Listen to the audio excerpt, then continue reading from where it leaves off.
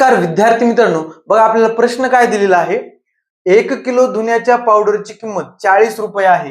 कंपनीने त्यावर शेकडा 12.5% किमतीची पावडर मोफत देण्याचे ठरविले, तर 1 किलो धुण्याच्या पावडरवर किती ग्रॅम पावडर मोफत मिळेल? म्हणजे काय, 1 किलोचं पॅकेट घेतलं तर त्याच्यावर 12.5% म्हणजे त्या किमतीच्या 12.5% तेवढ्या रुपयाची पावडर फ्री द्यायचं ठरविलंय. मग काय करावं लागेल मित्रांनो, या 40 रुपये किंमत आहे त्याची 12.5% काढावं लागेल. बघा मित्रांनो, 12.5% काय, 12.5% म्हणजे अपूर्णांकात काय असतं, 1/8 म्हणजे 8 झालं मूळ किंमत आणि वरलं झालं 1. बघा मूळ किंमत किती आहे, 40 रुपये, म्हणजे 8 म्हणजे 40 आणि वरलं 12.5% म्हणजे असतं ही 1, बरोबर.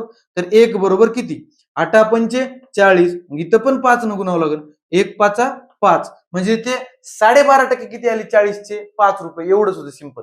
मग काय म्हणलंय आपल्याला, त्या 5 रुपयाला किती पावडर भेटेल एवढंच विचारलंय. 40 रुपयाला किती भेटते, 1 किलो. हो का, 40 रुपयाला 1 किलो म्हणजे किती, 1000 ग्रॅम. आणि आपल्याला विचारली 5 रुपयाला, 5 रुपयाला किती किती भेटेल मला सांगा.